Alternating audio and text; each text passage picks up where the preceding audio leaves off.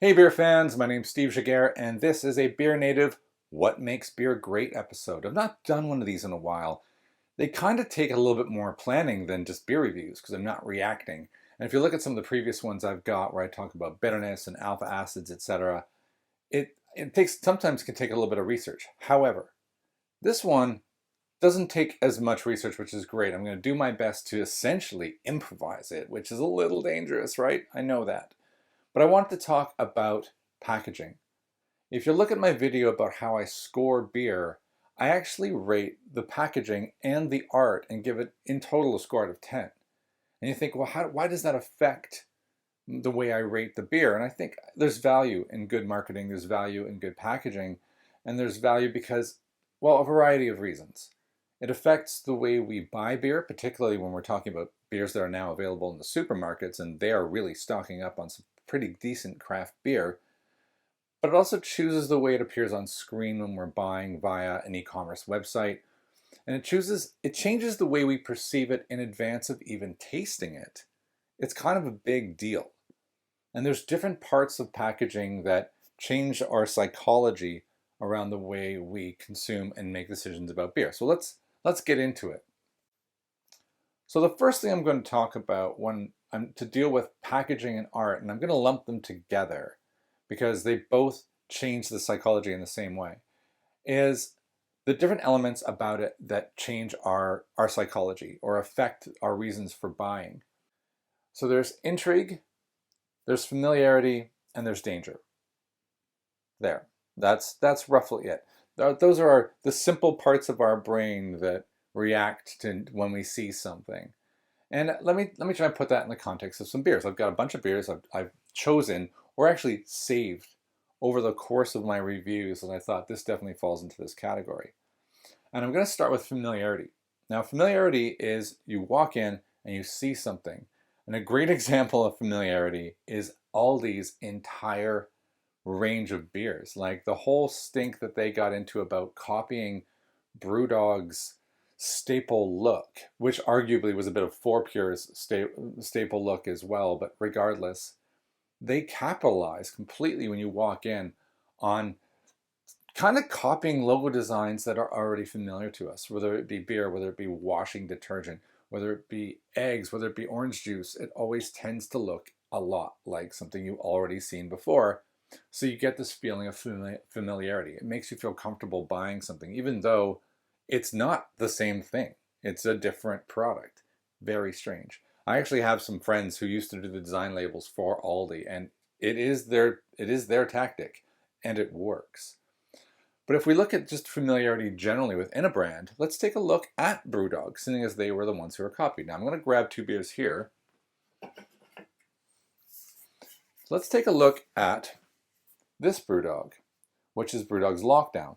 Now I could hold this up to the camera, or I could hold it way back here, and I could hold up that BrewDog. And we can see already a whole bunch of text down the side, BrewDog across the top, the name of the beer, ingredients, everything about this, even the pastel colors, the separations of big blocks of color, everything about these is the same. And we see a pattern every time we see it, even at a distance now. If this was on a shelf, you would know these are BrewDog beers. And if you like BrewDog, then your eye will be drawn to this. And BrewDog is now enough of an established brand that consistency for them is familiarity, and familiarity means good marketing. They will retain their equity for Punk's big fan base by as long as they keep some consistency to the branding. That is important to them. But at the same time, they need to make a difference. Now, I'm going to put on Lockdown Lager. Lockdown is a whole other marketing thing about messaging and familiarity and comfort, and sending a message that this represents comfort in our lockdown phase. Whereas I really quite liked Juice Shack in that this is sending a message that it looks a bit, to me, this looks a bit like a B-52 song like Love Shack. It's got wacky colors. It sends a vibe of like candy and freshness and childishness. That is going to appeal to a certain audience, and it's the audience they want. There's a reason these colors are there. There's a reason it says Juice Shack. And I think BrewDog, whatever you may think about them, they put a lot of effort into their marketing. If you think about BrewDog's humble beginnings, believe me, they're not humble now, but back in the day, they came out strong with Punk IPA. And they were saying beer for punks. That was smart. Everybody inside, even the introvert, the extrovert, to the dog walker, to the rock star, to the person who is maybe delivering my groceries and loves BrewDog, there is an element of rebellion inside all of us. We always get a little bit of a pitter-pat in our heart when we know we're breaking the rules. And to have a beer out there that was at the time very different, when craft ale wasn't as prevalent in the UK, and to say, hey, you're being a bit punk when you drink this. I know I was attracted to it. I thought, this is clever. So you've got to admire BrewDog for the way they started, how it worked, how they've been building on that ever since. Even some of the ways they brew the strongest beer. What's the point in that? There's no money in that. You guarantee when they make that tactical nuclear penguin thing or whatever, they're probably not making money on those efforts. They are indirectly, but not directly.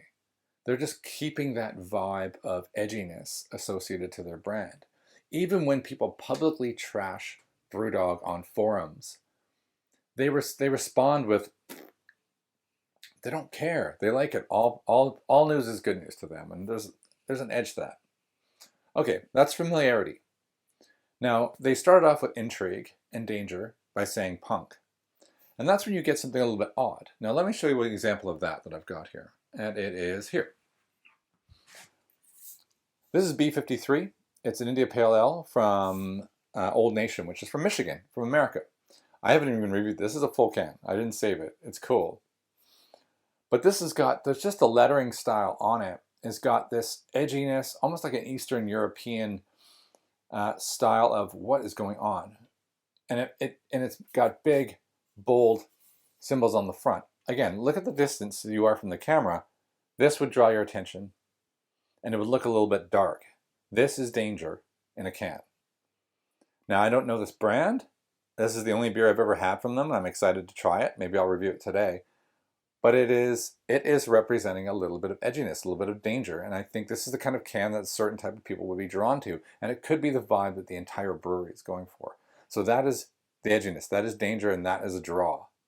So think about that when you see these. This is intentional that they're doing this. This isn't by accident that this happens. Okay, and I'll give you one more example. Totally different kind of intrigue. Beer wrapped in paper. I got this in Cornwall at my trip back in October when we actually weren't on lockdown. And what makes me laugh about this is it's so smart. I'm trying to get away from the mic. Is that if I can open the damn thing, I know I'm going to spoil it, but the paper gives them an opportunity to do so much more branding than just having a can or a bottle would have allowed. And it stands out on the shelf. And it might have been cheaper, you know? If you can get this wrapping automated, then you're good to go. And right there, that is a beer token I can use in their tap house. So if I bring this wrapper in, I can exchange it for a beer. This whole thing is genius. They have intrigue, they have art, and what's funny is that they're probably saving a bundle because this bottle has nothing on it. Amazing, right? So that's an incredible example that I've just ruined and taken the paper off. But I've been dying to show you this bottle. But now you've seen it. That is an incredible marketing idea. And I bought it. It worked. I went into Cornwall into a shop and I saw this on the shelf and I thought, what is that? It's not wine. So it's really interesting. Now I have had one of these and it is just a pretty normal traditional bitter. So I probably won't review it. I'll just enjoy it. But I still bought it and I still loved it. And it means I almost got a 2-for-1. I bought this and if I go to the tap house, I'm going to get another free beer. Hey, that's amazing. All right. Now I mentioned consistency already once and I'm just going to tap into that again. Northern Monk is another example of where they have a staple branding. But what I really like about Northern Monk as well is that it's so familiar that when they don't use their staple branding, like this one, which is a collaboration with the Daily Mash, now I'm full of intrigue. They're using both. So if I go to the Northern Monk website or I go into a supermarket, this will never be in a supermarket because it doesn't capitalize on the same thing that Brewdog does. I see it at a glance, I see the Northern Monk, and I know that's a Northern Monk. It's just a case of reading the large text above to see which version it is. By the way, this is their new alcohol-free one. I'm excited. I'm going to save that for January. But this is a Daily Mash collaboration. It took me ages to see the little Northern Monk down there, and it was so weird that I had to because it's got a weird article and news things all over it. So that in itself made me go, what? What is that? So now they're using their own consistency of always having the same look to create intrigue when I'm shopping on their online website, because this is never going to be in a store. So now I'm buying all sorts of weird stuff from them to a point where I almost don't buy these, and I look for the ones that have strange branding. So now we're combining both consistency, familiarity, and using that to build intrigue. Not danger, but intrigue. This is from Siren. So everything about this is cool. The artwork is quite detailed, but that is often associated with Siren Brewing. They have some really killer artists that make great work. They believe the art is just as much part of the beer as the beer itself. But the bottle is different. This isn't your traditional 330 ml standard beer bottle, your Budweiser bottle. This is kind of looks like almost like a wine bottle, a mini wine bottle, or a port. And it looked different. Now, I bought this online, but nevertheless, I saw the bottle and I paused as you're scrolling through how many beers in a shot. And then you see the weird bottle. You go, whoop, whoop, it comes back up. And you're like, what's that? And you are rewarded.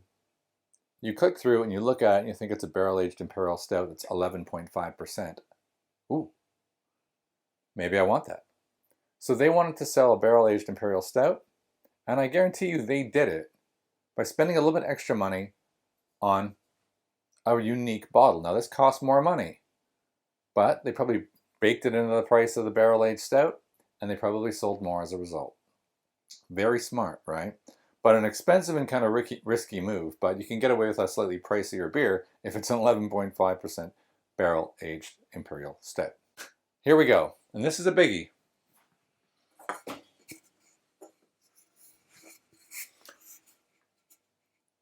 The Black is Beautiful. This was a fascinating one because not only was it making a statement, so it was risk, but it was familiarity because it came out when Black is Beautiful was all over the news for reasons I don't have to explain.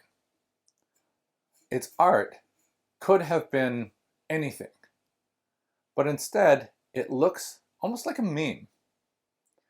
It has the familiar bold background lettering on a very simple patterned background.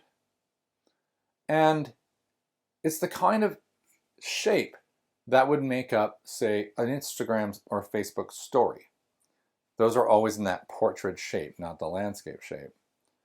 And in a way, what this beer is doing is telling a story. So there are so many facets to this. It brought familiarity in the statement. It brought a bit of risk and a bit of danger. And at the same time, it occupied a shape that represented social media and familiarity. I actually thought this was a pretty amazing piece of work in terms of just an amazing effort generally.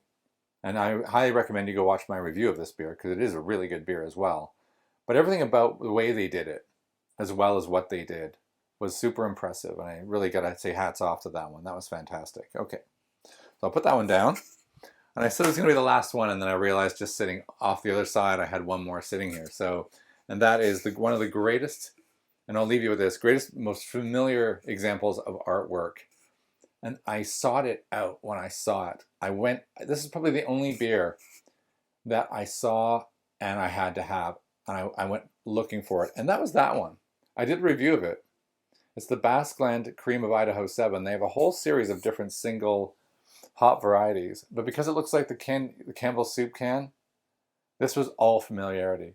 It gave me a warm childhood fuzzy that made me want to run out and get it. I even questioned whether they could legally get away with doing this, but it was such a strong element of Familiarity and that they completely copied it. It's almost the Aldi level of Familiarity, but amped up. This single-handedly introduced me to Basqueland Brewing from Spain. Great work. All right. And that is it. So let me just quick recap. There's Familiarity, and now that can be in the form of a consistent style or art with slight rearrangements of colors so that you see a particular brand. Beavertown's a good example of that. Siren does have a certain consistency to it. Brewdog for sure pretty much established it. But you can only do it when you have a brand, and you have to get used to it. And it's a very effective marketing for a launch into supermarkets. It's very, very good because you can see it at a glance and you know that you've got the certain limited shelf space you have will utilize that Familiarity. So that consistent branding is really important. The intrigue element is where all bets are off. If you're a new brewery and you want to get seen, you can do anything you want. I think of Amundsen's insane artwork that they incorporate into everything. Whenever I see an Amundsen at a distance, they kind of look the same, but they kind of look crazy, but they're a familiar kind of crazy. They always create intrigue. I think the Black is Beautiful is a great example of edginess and intrigue. And also the Old Nation that I just showed you is another example of where they're doing something with the artwork of the can, be that the colors, the messaging, or just the art, something that leaps out and grabs you while you're taking risks, is that intrigue that's going to kind of say, I've never seen that before. And then finally, there's that little bit of danger. Now, anything you see something that looks like you wonder, how's that going to play out? And I mentioned the Black is Beautiful, and there's a variety of other ways. It's very difficult to create danger with beer, but you can do it with, let's say, a triple IPA.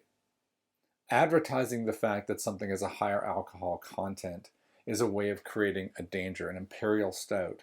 Using that terminology. Anything that can say, I dare you to drink this. All of these, if you can bring all of these together, then you've cracked the formula for making people buy beer. And I think it really does. It's a great method for introducing and finding ways to try and learn about new craft beer. So if you're a brewery and you're watching this, think about those three different categories and what it is, the message you want to send, and the type of people you want to drink those beers. And you look at the beers that you buy. You probably find that there's actually a trend in the beers and the art and just the messaging and the way you're attracted to beers that you hadn't even really, almost like an unconscious bias in the way that you're choosing what you buy based on the messaging, the labels, the styles, the intrigue, the danger that might be there. So hopefully this has maybe awoken you to how you make decisions. And not just for beer, but everything. So there we go. That's the end of that one. I hope you enjoyed that. This is another What Makes Beer Great. I'm going to I got a few more in the can. If you like it, subscribe, hit the thumbs up, show this one to your friends because this is more about the way beer is sold as opposed to the beer itself. I hope you enjoyed it.